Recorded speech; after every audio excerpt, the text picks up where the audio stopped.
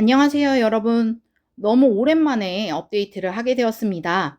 자, 오늘은 홍계월전을 정리해 볼 건데요. 그러기 전에 앞서서 중요한 이론과 개념부터 먼저 살펴보도록 하겠습니다. 자, 고전 소설의 특징부터 먼저 살펴볼 건데요. 자, 그러기 전에 요거 한번 볼게요, 여러분. 제가 그때 뭐라고 얘기했었냐면 수업 시간에 이 단어들 중심으로 외우시면 쉽다라고 했습니다. 자, 어떻게 외우면 되냐면 앞 글자를 따서 자, 청킹 방법이죠. 죽음은 배꼽인사. 자, 그래서 좀 슬픈 말이지만 죽으면 우리 뭐 어떻게 조문하러 가죠? 배꼽 인사하러 갑니다. 자, 그래서 요렇게 정리하시면 좋겠다라고 이야기했고요. 자, 그러면 하나씩 살펴보도록 하겠습니다. 자, 우선 주제는 선을 권하고 악을 징벌한다라고 하는 권선징악에 대한 이야기를 다루고 있죠. 그쵸? 그리고 이거는 이제 그 옆에 행복한 결말이라고 써놓고 해피엔딩이라고 했는데 이거는 어떤 데에서는 그냥 구성에 넣기도 합니다. 그렇지만 저는 이제 그냥 주제에다가 같이 집어넣었어요. 대부분의 경우는 해피엔딩인데 그렇지 않은 예외적인 작품들도 있다라고 하면서 수업 시간에 이미 설명했던 것 같습니다. 뭐 유충열전이라든지 그 다음에 뭐 아기장수 우툴이라든지 뭐 이런 것들 봤을 때에는 얘네들 좀 슬픈데? 라는 느낌이 들 수 있습니다. 그래서 모든 것은 100%가 아니라 대부분이 그렇다라고 이해하시면 좋을 것 같아요. 자, 다음 구성 살펴보겠습니다. 자, 순행적 구성이라고 하는 것은 시간 순서대로 전개가 된다라고 하는 얘기겠죠. 그러면 뭐 과거, 현재, 미래 이런 식으로 가는 게 순행적 구성이라면 자, 반대로 시간이 막 뒤죽박죽 섞여 있어요. 막 현재에서 과거로 갔다가 다시 미래로 갔다가 막 이런 것을 뭐라고 이야기할까요? 그렇죠. 시간이 역전적으로 보인다라고 해서 역순행적 구성이라는 이야기 하죠. 그래서 정말 시간에 왔다 갔다 거리는 뭐 이런 것들을 역순행적 구성이라고 생각하시면 되겠습니다. 그리고 일대기적 구성이라고 있는데 일대기라고 하는 것은 뭐냐면 한 인물이 태어나서 죽을 때까지를 그리고 있는 것을 일대기적 구성이라고 얘기하죠. 뒤에서 살펴볼 건데 보통 영웅 소설의 경우에 영웅의 일대기적 구성이라고 하는 표현을 씁니다. 그래서 그 부분은 뒤에서 다시 한번 설명하도록 하겠습니다. 자, 그렇지만 어쨌든 태어나서 죽을 때까지를 그리고 있으니 얘도 역시 시간 순서의 흐름대로 쭉 흘러가는 거구나 라고 하는 걸 이해하시면 될 것 같아요. 자, 문체 가겠습니다. 문체는 운문체라고 되어 있는데요. 이 운문체라고 하는 거는 운율이 느껴지는 문체를 바로 운문체라고 얘기하겠죠. 그래서 우리가 교과서에서 그 흥부전 볼 때 뭐 놀부심사를 볼짝 시면 어쩌고 저쩌고 어쩌고 저쩌고 뭐 이런 거 있었어요. 굉장히 뭔가 이 나열을 해놨는데 그것들이 읽을 때 그냥 쭉 읽혀지는 게 아니라 운율감이 느껴졌다라고 하는 거 알 수 있어요. 뭐 놀부심사를 볼짝 시면 뭐 우는 아에 볼기치기 뭐 그 다음에 뭐 우물 안에 똥 누기 뭐 요런 것들 지금 그냥 제가 이렇게 막 운율감 있게 읽어주려고 해서 그런 게 아니라 그 놀부의 못된 심보에 대한 그리고 악행에 대한 이야기들이 나오는데 쭉 열거되어 있는 내용을 읽을 때 나도 모르게 굉장히 뭔가 흥이 난다. 자, 이런 게 바로 운문체다라고 이해하시면 되겠고요. 자, 그리고 문어체라고 하는 게 있습니다. 자, 이 문어라고 하는 거는 뭐냐면요. 굉장히 고전적이고 한문투의 예스러운 문체를 바로 문어체라고 합니다. 자, 그러면 이 문어체의 반대는 뭘까요? 구어체입니다. 와, 이것도 수업 시간에 얘기했었는데요. 자, 문어체는 엄청 예스러운 문체라고 하면서 제가 예를 뭘 들어줬냐면 전하, 옥체를 보증하시옵소서. 물론 이거는 이제 대화 형식이기는 하지만 뭐 이렇게 뭐 편지를 썼다 이런 식으로 해서 너무너무 예스러운 문체들이 나온다. 현재는 쓰지 않는 그런 말투다라는 이야기 했고요. 구어체라고 하는 건 뭐냐면 입에서 나오는 말투이죠. 그러다 보니 우리가 뭐 밥 먹었어? 응, 먹었어. 뭐 이런 식으로 현대에서 쓰는 이런 표현들을 구어체라고 이야기합니다. 자, 그래서 요거 고전 소설에서는 문어체가 주로 쓰인다라고 하는 걸 알 수 있겠죠. 그 다음에 다시 한번 돌아가서 얘기하면 운문체는 사실 판소리계 소설에서 굉장히 잘 드러나는 특징이다라는 설명도 했었습니다. 자, 다음 그럼 인물 살펴보도록 할게요. 자, 인물에는 평면적 인물과 전형적 인물이라고 하는 것이 있는데요. 자, 평면적 인물은 뭐냐면 처음부터 끝까지 인물의 성격이 그대로 유지되는 것을 평면적 인물이라고 이야기합니다. 그래서 저는 요거 설명할 때 흥부놀부 얘기 많이 하는데요. 자, 우리의 흥부 어떻습니까? 그렇죠. 처음부터 끝까지 일관되게 무지하게 착하죠. 자, 이런 경우에 평면적 인물이라고 합니다. 그럼 반대로 여러분, 자, 성격이 변해요. 아주 변화무쌍하게 바뀌는 사람이 있습니다. 특히나 이제 우리의 놀부는 보게 되면 어떤가요? 굉장히 좀 나빴어요. 에이, 이런 나쁜 놈. 그런데 어때요? 시간이 지나면서 얘는 자신의 잘못을 깨닫게 되고, 물론 알아서 깨닫게 되진 않습니다. 자, 벌을 받고 이제 도깨비가 등장해서 때리기도 하고 막 집이 또 똥밭이 되고 막 이러한 상황들을 겪으면서 아이고 내가 그동안 잘못 살았구나. 아이고 내가 그동안 잘못했구나 라고 하면서 흥부에게 흥부야 미안하다 라고 하며 개과천선하게 됩니다. 자, 이런 내용을 바탕으로 살펴봤을 때 우리의 놀부는 어떤 인물? 자, 평면적 인물에 반대되는 입체적 인물이라고 볼 수 있습니다. 자, 연기과 친구들은 이 내용을 너무너무 잘 알고 있을 것 같아요. 자, 다음 이제 전형적 인물이라고 했는데요. 이 전형적 인물이라고 하는 것은 뭐냐면 한 시대의 특징을 잘 보여주는 대표적인 인물을 전형적 인물이라고 합니다. 자, 그래서 전형적 인물의 대표자의 예로 들었던 것이 바로 누구였냐면 조선시대 탐관오리 하면 딱 떠올리는 인물 한 사람이 있어요. 누굴까요? 그렇죠. 춘향전에 나오는 변사또겠죠. 이 사람은 바로 조선시대 탐관오리 하면 누구나 다 바로 딱 떠올리는 인물이다. 그래서 그렇게 뭔가 그 한 시대의 특징적인 것을 보여주는 인물을 바로 전형적 인물이라고 한다. 이렇게 이해하시면 되겠습니다. 자, 설명을 하다가 갑자기 꺼져서 다시 한번 정리해 보도록 하겠습니다. 자, 주제, 구성, 문체, 인물, 사건, 배경. 자, 이거 외우는 방법 알려줬고요. 자, 아까 배웠던 내용도 다시 한번 여기다가 체크해 보도록 하겠습니다. 자, 그리고 순행적 구성의 반대는 역순행적 구성.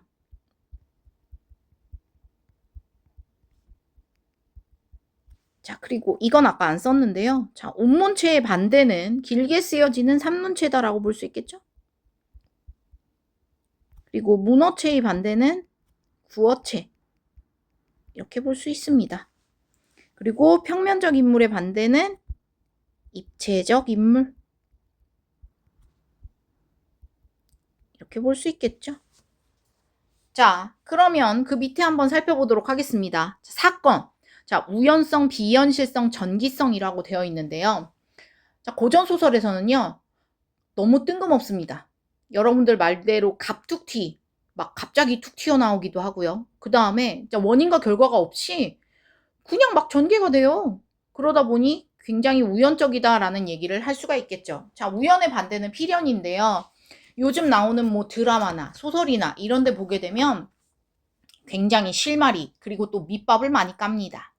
그래서 얘네 둘이 이러이러한 과정이 있었기 때문에 나중에 결국에는 잘 되었구나. 뭐 요런 내용들을 보여준다라는 얘기를 수업 시간에 했어요. 그러니까 아무 싹이 없이 갑자기 연애를 하고 사랑을 하고 결혼하고 이런 게 아니라 그러한 뭔가 실마리가 있었기 때문에 이러한 결과를 낳게 되었다라고 가는 게 요즘 방식이라면 고전 작품은 정말 뜬금없이 너무나도 우연적으로 일어나는 일들이 많이 배치되어 있다. 이렇게 이해하시면 될 것 같고요. 자, 비현실성. 야, 갑자기 막 구름 타고 날아다니고요. 그 다음에 막 허물 벗었더니 막 아리따운 여인이 되고요. 너무 신기한 일들이 많습니다. 자, 그래서 고전소설에서는요, 비현실적이다라고 이야기할 수 있고요. 그 다음에 여기에 전기라고 하는 이 기는요, 기이하다라고 하는 의미입니다. 그래서 이 전기성이라고 하는 건 뭐냐면요, 기이한 이야기다라는 거예요. 그래서 제가 그 김시습의 금오신화에 나오는 한 부분 중에 만복사저포기라는 작품에 대한 이야기를 했었을 거예요. 뭐 부처님과 저포놀이를 하고, 아니 어떻게 살아있는 사람이 부처님과 저포, 즉 주사위 놀이를 할 수 있단 말입니까? 그리고 그 내용을 보면 알겠지만 부처님하고 주사위 놀이를 해서 이기면 뭐 소원을 들어달라라고 해서 부처님이 오케이 해가지고 둘이 이제 뭐 저포 놀이를 했는데 결국 이 남자가 이겼어요. 그랬더니 "네 소원은 무엇이냐?" 이렇게 물어봤더니 "저는 아리따운 여인을 좀 저에게 보내주세요." 뭐 이런 얘기를 하죠. "저는 아리따운 여인과 뭐 연애를 하고 싶습니다. 결혼을 하고 싶습니다. 그러니 아리따운 여인을 보내주세요." 이렇게 하니까 그래 좋다." 하고 보내줬는데 알고 보니까 그 여인이 살아있는 사람이 아닌 귀신이다. 너무 말이 안 되잖아요. 물론 요즘 뭐 판타지 소설이나 이런 게 많이 나오기 때문에 '충분히 그럴 수 있지 않아?'라고 생각할 수 있지만 사실은 굉장히 기이한 이야기죠.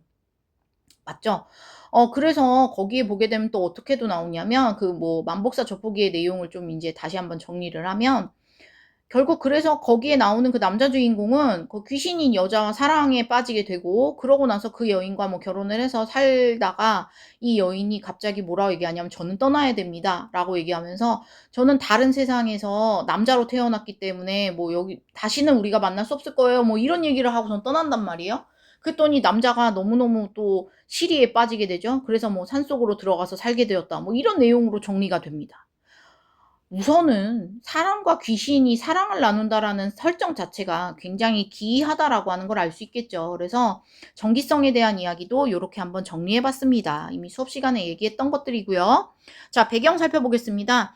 고전 소설의 배경은 대체로 중국을 배경으로 하고 있는 경우가 많아요. 물론 이제 우리나라를 배경으로 하고 있는 경우도 있지만 중국을 배경으로 하고 있는 작품들도 많다. 근데 또 그렇게 중국을 배경으로 하고 있는 작품들은 전체적으로 쪼끔 길어요, 내용이.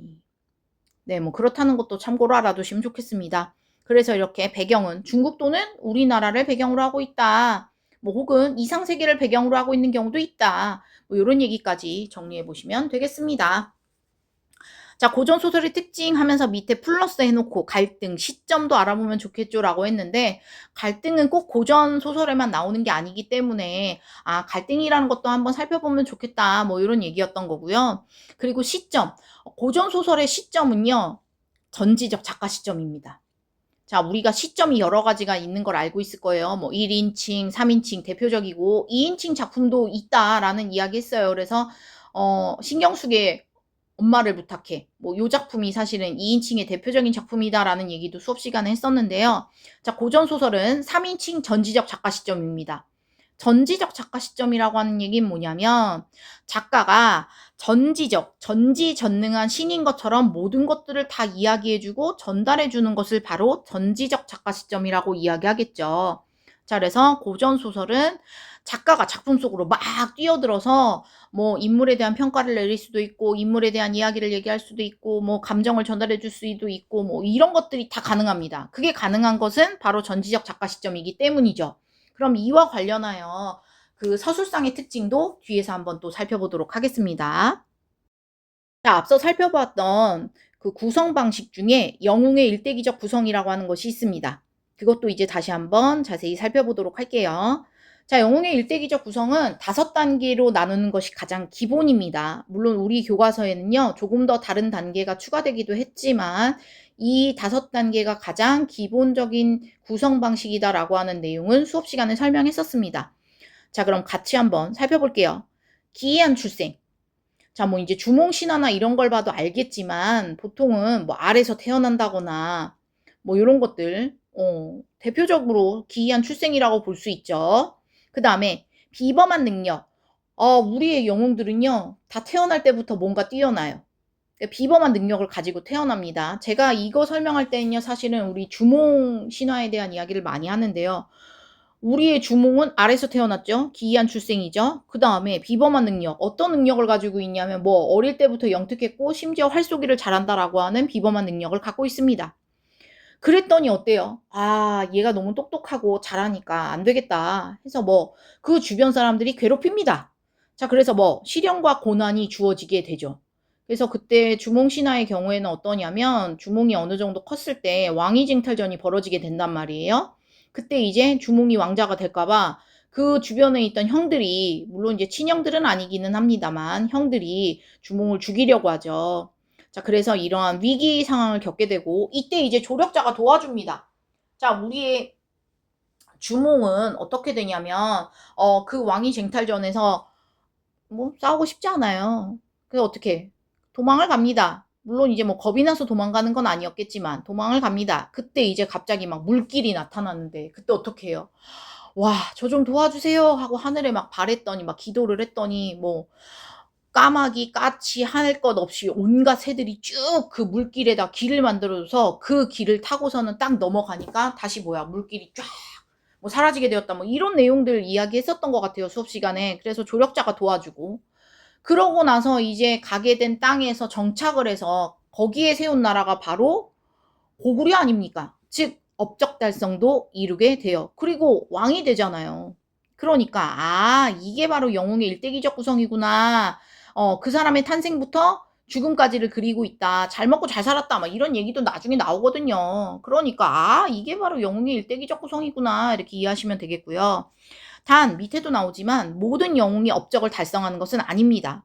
때로는 현실에 좌절해서 영웅으로서 살지 못하고 죽게 되는 뭐 사라지게 되는 뭐 이런 작품들도 있습니다. 그래서 이것도 수업 시간에 또 이야기했었지만 막 아기장수 우투리라든지 그리고 유충열전이라든지 이런 것처럼 좌절된 영웅의 모습을 그리는 작품들도 존재한다라고 하는 걸 알 수 있습니다. 자, 다음으로 고전 소설의 서술상 특징인 편집자적 논평에 대해서 살펴보겠습니다. 자, 편집자적 논평이란 여기에 편집자는 바로 작가를 가리킵니다. 그래서 개념 먼저 살펴볼게요. 서술자, 즉 작가가 이야기의 흐름 중간에 직접 개입하여 인물이나 사건을 평가하거나 교훈을 제시하는 서술 방식을 말한다라고 되어 있어요. 이게 가능했던 것은 전지적 작가 시점이기 때문에 가능하죠. 왜? 작가가 작품 속에 아무 때나 뛰어들어올 수 있으니까 이러한 서술이 가능했던 겁니다. 자, 이때의 방식은 뭐뭐더라, 뭐뭐도다, 뭐뭐는가, 뭐뭐리라 등의 어미를 사용하여 드러내는데 꼭 이 방식이 아니어도 상관없습니다. 그래서 내용을 잘 살펴보시면 되겠고요. 자, 우선은 네 가지로 한번 나눠봤어요. 자, 인물 평가 및 해설되어 있는데 예를 한번 볼게요. 범을 그림에 뼈를 그리기 어렵고 사람을 사김에 그 마음을 알기 어렵다 하니 교시 공교한 말과 아리따운 빗으로 외모 공순함에 사부인이 교시의 안가받기 다름을 어찌할리요 교녀의 요약함이 여차도다 라고 되어 있어요. 자, 이거 무슨 내용이냐면 사시남정기 설명했습니다. 사시 그리고 교시 이렇게 등장하는데 사실은 이거는 단순하게 볼 작품이 아니라 그 장희빈과 인현왕후의 이야기다라고 이야기를 했었을 것 같아요. 그래서 뭐 사씨가 봤을 때에는 교씨는 너무나도 막 참하게 말하고 외모도 아름답고 그래서 너무 좋은 사람이라고 생각을 했는데 사실은 그렇지 않죠. 완전 악녀죠. 자, 그래서 여기에 나오죠.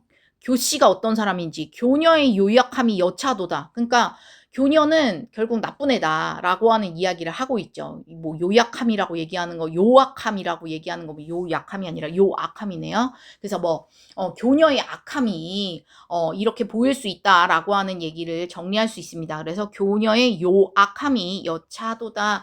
교녀의 악함을 알 수 있겠느냐, 뭐 요런 얘기입니다. 자, 그래서 교시에 대한 인물 평가를 하고 있는 부분이고요. 다음 상황에 대한 감정 표출이라고 되어 있는데요. 자, 이건 홍길동전의 한 구절입니다.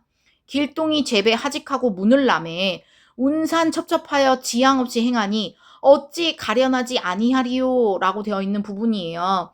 자, 이 장면은 제가 수업 시간에 얘기했던 것 같은데 아마 이제 길동이 자기 엄마 춘섬이에게 인사하고 그리고선 제배 절하고 하직 인사를 하고 문을 나서면서 딱 보니까 막 구름이 낀 산이 막 펼쳐져 있고 그런데 방향 없이 그냥 막 떠나는 거예요. 정처 없이 떠나는 거예요. 그러한 길동이의 모습을 보니 너무너무 안쓰럽고 불쌍한 거죠. 그래서 작가가 뭐라고 얘기하냐면 어찌 가련하지 아니하리요. 어찌 불쌍하지 않겠느냐. 어찌 안쓰럽지 않겠느냐. 이런 얘기하고 있는 부분이에요. 그래서 감정을 표출하기도 하고요. 세 번째, 독자에게 말을 거는 방식으로도 표현할 수 있습니다. 자, 춘향전의 한 구절인데요. 이때 춘향이 남원을 하직할세 영귀하게 되었건만 고향을 이별하니 일이 일비가 아니되랴 라고 되어 있어요. 자, 이건 뭐냐면 춘향이가 정절을 지키고 그것을 이제 그 뒤에 이제 어떻게 되냐면 뭐 이몽룡과 함께 남원을 떠나게 됩니다. 그래서 남원을 하직할세 남원을 떠나게 되는 그 장면이고요. 그때 이제 뭐 저기 누구냐 춘향이가 나중에는 정열 부인에 올라가거든요. 원래 춘향이는 기생의 딸이었기 때문에 그렇게까지 높은 칭호를 받을 수 없었어요.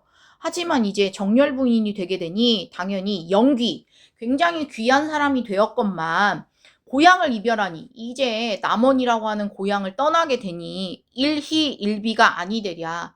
기쁘기도 하고 슬프기도 하지 않겠는가 이런 얘기입니다. 그러니까 뭐 귀한 사람이 돼서 잘 돼서 떠나는 거지만 너무나도 익숙했던 고향을 떠나니 이것이 기쁘기도 하면서도 슬프기도 하구나 뭐 이런 얘기를 전달해주고 있는 거죠. 근데 이거를 독자에게 말을 거는 방식으로 사용하고 있다 이렇게 이해하시면 되겠습니다. 다음은 주제의식의 강조라고 되어 있는데요. 역시 춘향전의 한 구절을 바탕으로 가져와 봤습니다. 운봉이 필연을 내어주고 좌중이 다 못하여 글두기를 쥐었으되 민정을 생각하고 본관 정체를 생각하여 지었겄다 라고 되어 있어요. 자, 이 운봉은 누구냐면 변사또 밑에서 일하는 사람이다 이렇게 이야기했을 거예요. 운봉 영장이다라고 교과서 속에는 나와 있어요. 물론 우리 교과서 작품에는 나오지 않지만 자, 운봉이 누군지도 아시면 되겠습니다. 그래서 운봉이 누구에게 여기엔 안 나오지만 이몽룡에게 필연 자 이게 붓이나 이런 것들을 내어주니 좌중이 다 못하여 글 두 개를 지었으되 자 글 두 개를 지었어요. 한 시를 지었단 말이에요. 누가? 이몽룡이요. 근데 그 내용이 뭐냐면 민정을 생각하고 백성을 생각하고 그리고 본관의 정체를 자 본관은 어떤 정체를 가지고 있다? 탐관오리다. 그래서 이런 탐관오리의 횡포에 대해서 비판하는 내용을 썼다라고 하는 겁니다. 그래서 여기 부분 주제의식을 강조하고 있는 부분이다 라고 하면서 편집자적 논평이라고 하는 것은 이러한 네 가지의 방식으로 정리를 해볼 수 있다 라고 하는 것까지 알아두셔야 되겠습니다.